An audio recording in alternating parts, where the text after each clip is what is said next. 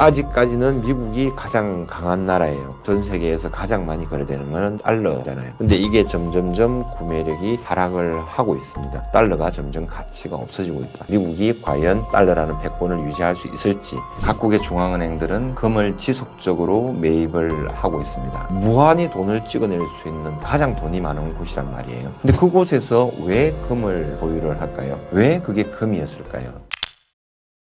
금이 예전부터 왜 귀한 존재로 대접을 받아왔냐면요. 일단 인간의 본성은 반짝이는 것을 보면 좋아하는 그런 습성이 있습니다. 또 돈이라는 속성을 가지려면 희귀해야 됩니다. 너무 자주 보이면 안 되잖아요. 길가에 우리 지나가는 돌멩이나 흙등이나 그죠? 이렇게 되면 안 되거든요. 그리고 잘게 쪼갤 수도 있고 잘게 붓기도 해야 돼요. 또 이거를 오랫동안 보관했을 때 색상이라든지 색깔이라든지 아니면 고유의 물성이 변하지 않아야 되거든요. 금은 수천 년이 지나도 변하지 않아요. 금은 이 고른 성질을 다 가지고 있는 거예요.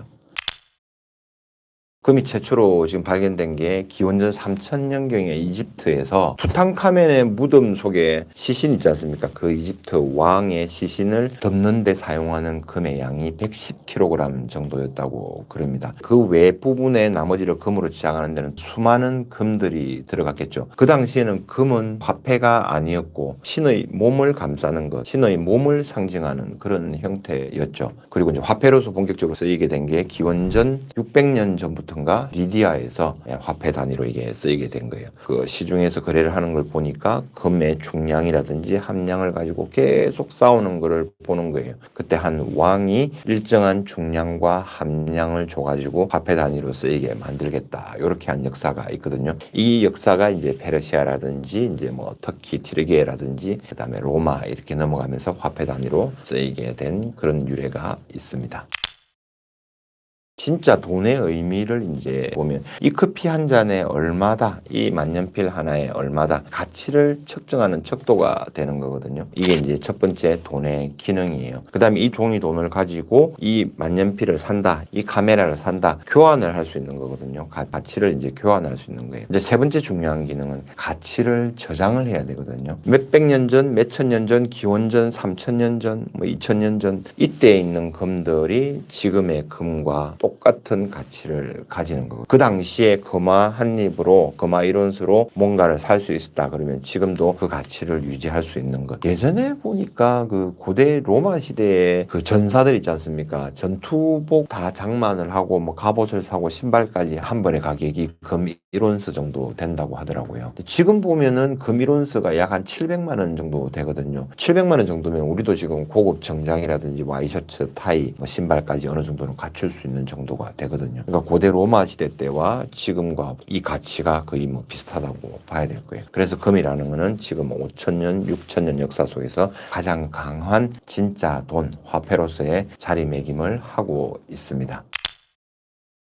화폐에서 내려오게 된 경위는 1971년도에 닉슨 대통령이 8월 15일 일요일 밤에 갑자기 발표를 합니다. 달러를 가져와도 이제는 금을 교환하지 않겠다. 이게 이제 일시적으로 발표를 했는데 지금까지 이어져 버린 거죠. 미국에서 이제 금본위제가 1971년도까지는 유지됐다고 봐야 되거든요. 당시에는 1온스에 35달러 해가지고 그러니까 전 세계 모든 나라들이 35달러에 미국 달러를 가져오면 금 1온스를 교환해주고 기로 약속을 했단 말입니다. 근데 전쟁이 너무 이어지고 군인들 월급도 줘야 되고 군사용 무기도 만들어야 되고 사회가 발전함에 따라서 돈들이 너무 많이 필요한 거예요. 점점 더 많은 돈들이 필요하게 되는 겁니다. 금의 양들, 금을 채굴 하는 양들은 못 따라오는 겁니다. 그러니까 결국은 미국이 금을 내어주고 하다가 이제 손을 든 게 닉슨 쇼크가 되는 거죠. 이때부터 이제 금본위제는 무너졌다고 봐야 되는 거죠. 달러 신용화폐 시스템으로 지금은 세상이 돌아가고 있는 그런 상황입니다.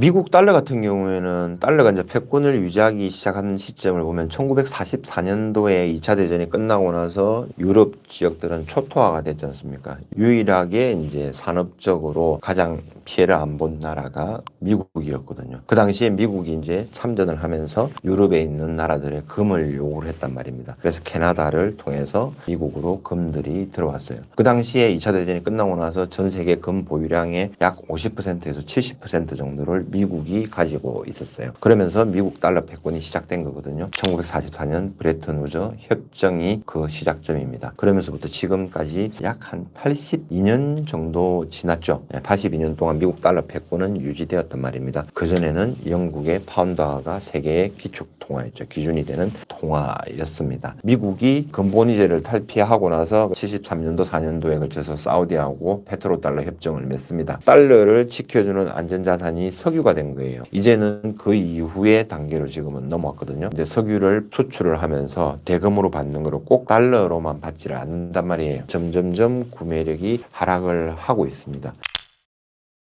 금값도 어떤 경우에는 일종의 이제 상품으로 보는 게 있죠. 주가도 마찬가지고 유가도 마찬가지입니다. 가격이 순간적으로 급등을 하게 되는 경우가 있어요. 그러면 자연스럽게 이제 조정을 받는 경우가 있죠. 최근 들어서는 이제 실물금이 아니라 종이금 형태, 페이퍼 골드, 페이퍼 실버 형태로 미국에서 지금 거래를 주도하고 있습니다. 그럼 여기서 이제 투기 세력이 붙을 수밖에 없는 거죠. 최근에도 금값이 갑자기 3년 2개월 동안 너무 급등을 했어요. 러시아 우크라이나 전쟁이 시작되고 9일 정도 오르다가 7, 8개월 정도는 하락을 했어요. 그 당시에 한 2100달러 정도에서 1618달러까지 22% 정도 조정을 받았습니다. 그 이후에 1618달러에서 5627달러까지 3년 2개월 동안 급하게 올랐거든요. 너무 급하게 오르다 보니까 자연적으로 또 고점에서 이익을 실현하는 세력들이 있을 것 아닙니까? 이제 공매도라든지 아니면 숏 포지션을 취하면서 금값 하락을 바라는 세력들도 있을 거고요. 결국은 쭉 장기적으로 우상향하는 인플레이션보다 약간 높은 상승을 하는 그런 특징이 있는데 어떤 일정한 선을 넘나드는 경우가 생기는 거죠. 이것도 이제 상품화돼서 많이 거래가 되다 보니까 그렇습니다. 금도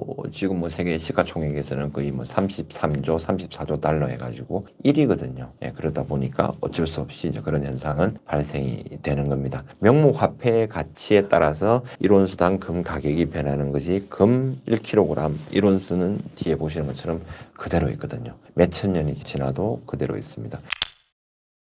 2025년 8월경부터 해가지고 미국을 제외한 세계의 중앙은행들에서 미국 국채를 24% 정도 보유하고 금을 25% 정도 보유를 했어요. 이제 골든크로스가 나온 거죠. 역전이 된 겁니다. 아직까지는 미국이 가장 강한 나라예요. 정치적으로나 경제적으로나 특히 군사력으로나 가장 강한 나라가 맞거든요. 아직까지도 전 세계에서 가장 많이 거래되는 것은 달러화잖아요. 여러분들도 달러 받으면 괜히 기분이 좋잖아요. 근데 이게 점점점 구매력이 하락을 하고 있습니다. 달러가 점점 가치가 없어지고 있다. 통화량을 계속 찍어내면은 당연히 물가는 오를 수밖에 없는 거예요. 예전에 중세시대 때 스페인 때 그랬어요. 스페인이 아메리카 대륙을 발견하고 거기서 수많은 금들을 가지고 왔을 때, 수많은 은들을 가지고 왔을 때 제품이 생산되는 거는 그 나라에서는 한정되어 있는 거예요. 근데 금의 양이 너무 넘쳐버린 거예요. 돈이 그 당시에는 금이니까 엄청난 인플레이션이 오면서 스페인이 몰락하게 된 계기가 되는 상황이 온 거죠. 오늘 아침에 자료만 보더라도 미국 D1 기준으로 국가부채가 39조 4천억 달러를 넘어섰거든요. 이거에 대한 이자는 단기국채와 장기국채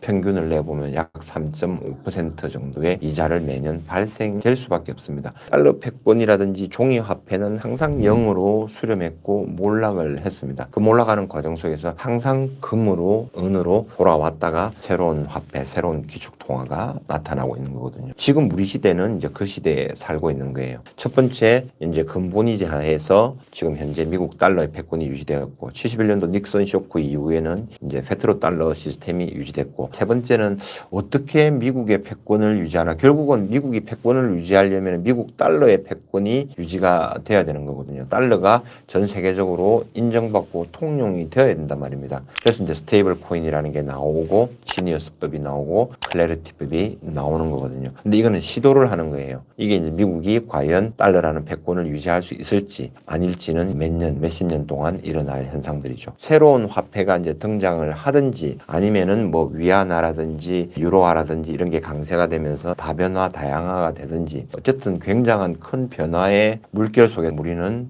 들어와 있거든요. 예전에는 금이라는 거를 등한시하고 하찮은 존재로 여겨야 되거든요. 미국의 달러 패권이 유지가 되려고 그러면은 오피니언 리더들이라든지 뭐 각종 전문가들이라든지 뭐 레거시 미디어라든지 전부 그런 식으로 이야기를 했단 말이에요. 금을 가지고 있으면 이자도 안 주고 배당도 안 주는 상품이다. 노란 돌덩이일 뿐인데 그것을 왜 가지고 있느냐. 세뇌를 시키고 각인을 시키는 거죠. 1971년도에 닉슨 쇼크가 일어날 때 35달러였거든요. 지금은 2026년입니다. 약 55년 정도 지났죠. 35달러가 2026년도 1월 달에 5,626.7달러를 기록을 합니다. 몇 배 올랐을까요? 160배가 오른 거예요. 이자도 안 주고 배당도 안 주는데 160배가 금이 올랐단 말입니다. 각국의 중앙은행들은 돈을 발행할 수 있는 발권력을 가지고 있는 나라예요. 무한히 돈을 찍어낼 수 있는 가장 돈이 많은 곳이란 말이에요. 근데 그곳에서 왜 금을 보유를 할까요? 우리나라 같은 경우는 97년도에 IMF가 있었습니다. 우리나라 돈을 발행해서 위기를 극복할 수 있었을까요? 왜 금모으기 운동을 그때 했고 우리의 아버지, 어머니, 선배들이 주신 금을 모아서 IMF의 위기를 탈출할 수 있었을까요? 왜 그게 금이었을까요? 여러분들에게 질문을 한번 드리고 싶습니다.